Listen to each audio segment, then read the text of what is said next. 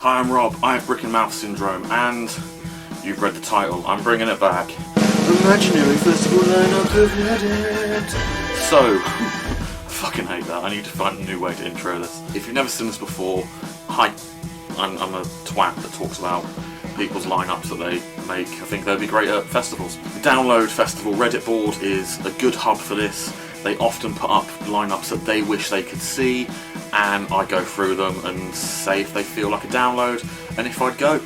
That's it. I will try and grab people for this occasionally, but this is a little sweatbox in my new house, so I don't know if I can even fit a second person next to me doing this. We'll see, but it'll be me for the first few going forward. As I always used to, we'll start from the lower stages, work our way up all the way to main, and do a day by day, see how it feels. Cool, here we go. Down on the Dogtooth, Friday, we start with Landmarks, going into the headliner that is Ghost Rain? I don't know these bands.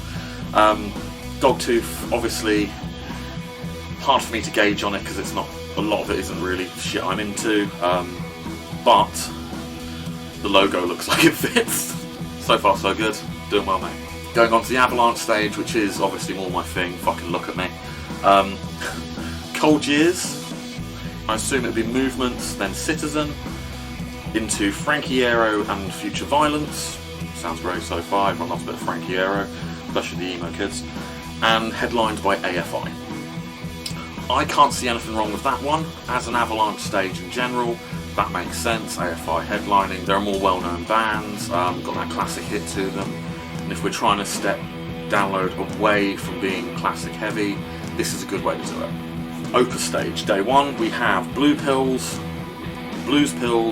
Baroness, and Monomarth, and headlined by Judas Priest.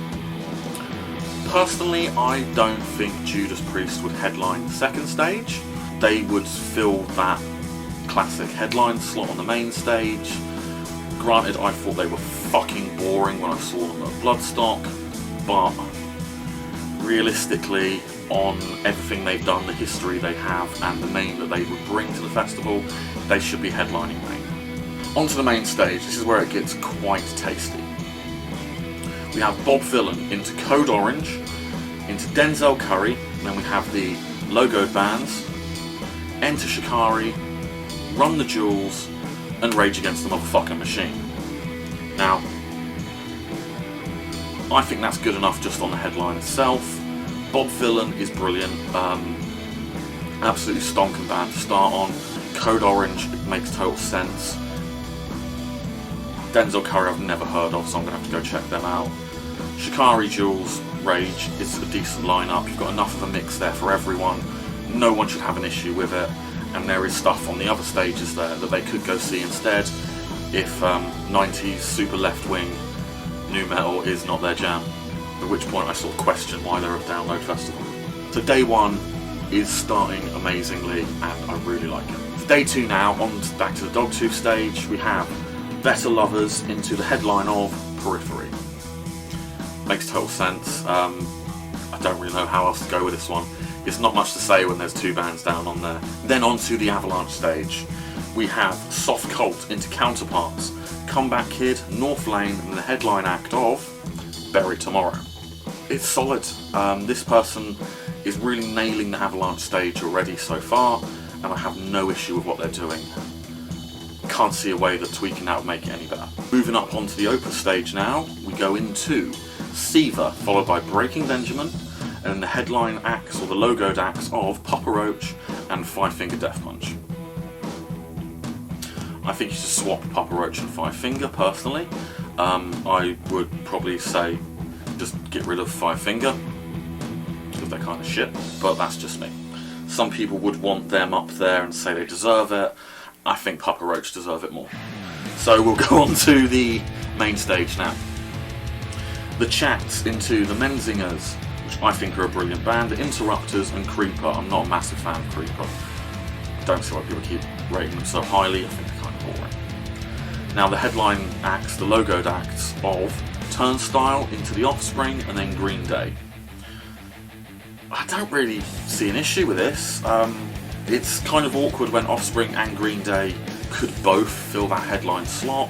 A lot of people would say that Offspring have had that chance before and fucked it. I think it wasn't people's jam at the time. That sort of level of pop punk wasn't cool then, but it has been making a massive wave to come back now. I think Green Day are fucking boring live and Billy Joel's a wanker. Overall, Day 2 is pretty damn good. It is still feeling very download. We have a difference between Day 1 and Day 2. Hopefully they're going to keep that going forwards, because it's pretty tasty so far. So on to Day 3.